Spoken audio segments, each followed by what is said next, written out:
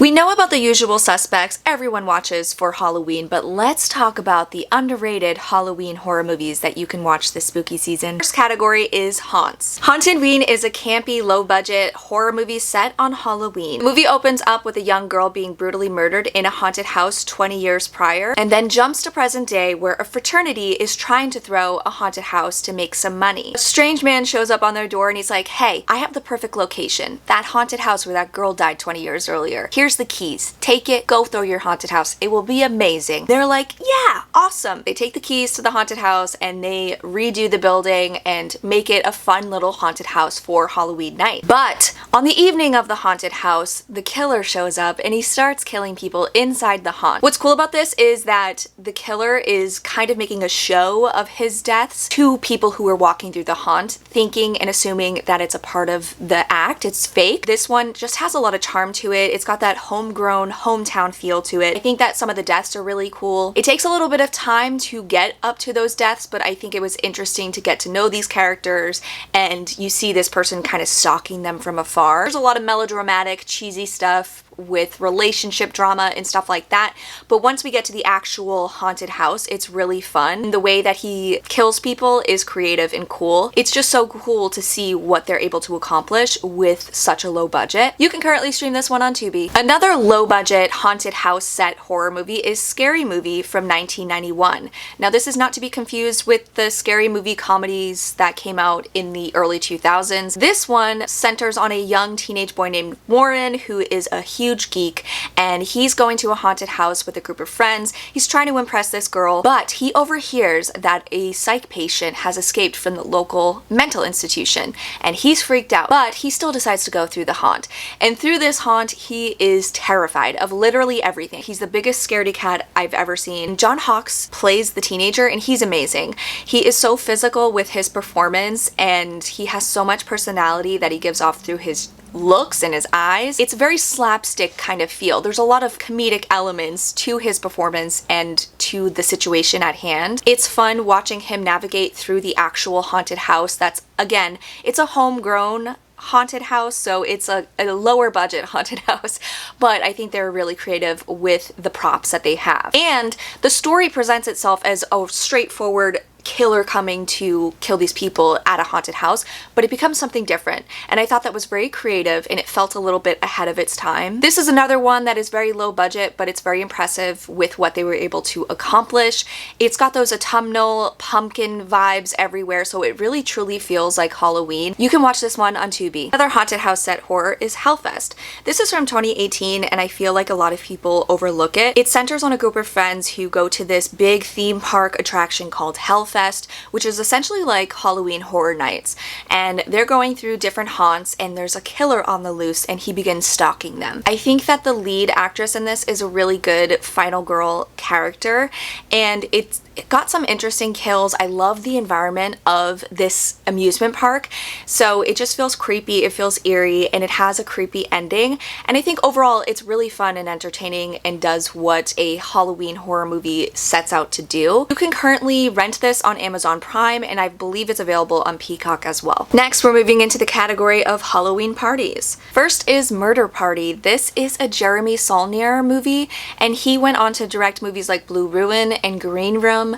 which are amazing films. This one is more of a horror comedy, and it's set on Halloween night. This story centers on a man who gets out of work and he finds an invitation to a murder party. He's assuming it's just a Halloween party, but when he gets there, he discovers that it's a party set up to murder someone, and he's the victim. It's really interesting because the group of people who have lured him there are pretentious art students. This is a silly and absurd movie that's making commentary on pretentious art students who take their art way too seriously, but it's also filled with some really intense moments of violence and gore that are just unexpected and also impressive for the low budget. It starts off very strong in the beginning where some unexpected moment of violence happens. It meanders a little bit in the middle, and it's a little annoying because the characters themselves are annoying, but I think that was the point. But then it picks up again in the final act, and it's really fun. It's an intense chase moment that happens. There's a lot of blood and gore, impressive blood and gore, and I think overall it's a really entertaining Halloween set horror movie. You can currently watch this on Tubi. Next category is creature features. The Hollow from 2004 is essentially a teen set Headless Horseman story. This movie was made for TV back in the day. I believe it was ABC Family. The story centers on a group of kids living in Sleepy Hollow, and the Headless Horseman comes to life for real. And he's after our lead character, who is a descendant of Ichabod Crane. This movie is cheesy and it has some cringy dialogue, but I think it's a lot of fun. It has a nostalgic feel to it. It's just fun to see a teen set slasher involving the Headless Horseman. You can watch this one on YouTube for free. The quality isn't amazing, but it's better than nothing. Dark Harvest from 2023 centers on a small town where every Halloween night, all the town's boys have to go out and defeat this creature known as Sawtooth Jack. This movie is based on a book of the same name, and it's a very bleak, dark story that is very ambiguous. It doesn't answer a lot of questions, but the creature design is really cool. It has some really beautiful atmospheric moments on Halloween night. Some of the costumes are really cool, and just the idea that this town is forcing their children to fight this monster for the greater good is horrifying. The movie also has some incredible gore, some beautiful moments of gore. There's one scene I remember, blood is just pouring like rain in the air, and it's just so beautiful. I think that this one is overlooked. It came out last year, but I think it's a lot of fun. It should be on your Halloween watch list. I believe you can rent this one on Amazon Prime. Next category is found footage, my favorite category. Project Eerie is a found footage horror movie about two young boys who are live streaming their Halloween night. They break into this facility and they steal a videotape called Project Eerie, and they start watching it, and that's what we're seeing throughout the movie is what's on these tapes. And these tapes are various weird stuff that has happened around the world, and it involves aliens. This is very low budget and not a lot happens, but it's also really fun and entertaining for Halloween and for a low budget found footage horror movie. It's just silly. A lot of the stuff is interesting. Some of the stories are hit or miss, but overall I think it's worth a watch. You can watch this on Amazon Prime. The Collingswood Story from 2002 is one of my favorite found footage horror movies ever. I will never stop talking about this movie. It was one of the first desktop horror movies, and it's set on Halloween. The story centers on a couple who are long distance, so they're communicating with each other via web chat, and this was when webcams were just starting out. So it's set on the computer, and they're exploring the internet and various web chat rooms and the weird people they meet online as well. And then eventually they have an online seance with a psychic, and they find out that there's some strange stuff that has happened at the girlfriend's house, and she starts to look into it. It's a slow build up, but this one has a lot of nostalgic feel for me. I love the desktop footage element of the story. I feel like it utilized it very well.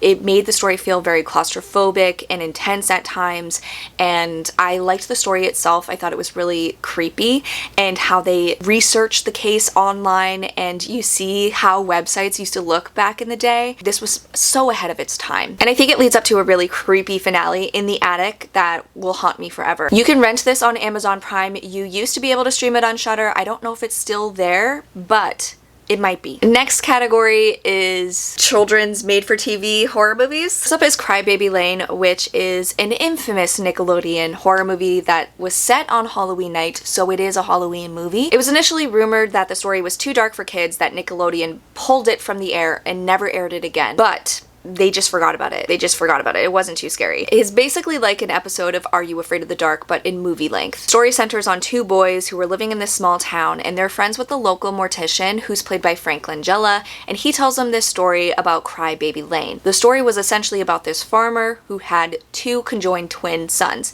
and one was evil and one was good. When they died, he chopped them in half, and he buried the evil one on Crybaby Lane. And every night you can hear him crying. So the boys accidentally unleash this demon force, this demon child, and it starts possessing the people of the town. And there's worms involved.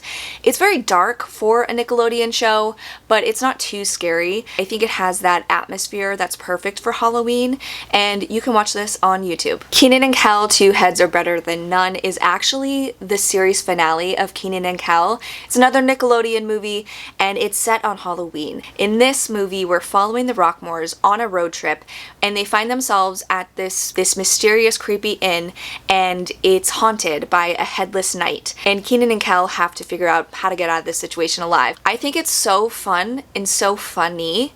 It's such a nostalgic watch for me as well. I love the concept of this headless knight, and the various characters they meet along this road trip are really fun. Overall, the movie's really entertaining. I believe you can rent this on Amazon Prime. It is in season 7, episode 5, I want to say. They don't have their own DVD or their own special that you can rent this, which makes me really sad because I would totally buy that. And there you have it. Those are just a few underrated Halloween set horror movies that you can add to your Halloween watch list this year. Let me know if you've checked any of these out, what your thoughts are in the comments, because I love finding lesser known horror movies that nobody talks about on Halloween, and these were a bunch that I didn't even know existed and I fell in love with. They became new favorites, so maybe they'll become new favorites for you as well. I hope you're having a happy Halloween season. Also, I recently hit 20k subscribers on here, which is amazing, incredible. Never thought I'd see that number. So thank you so much for everybody who has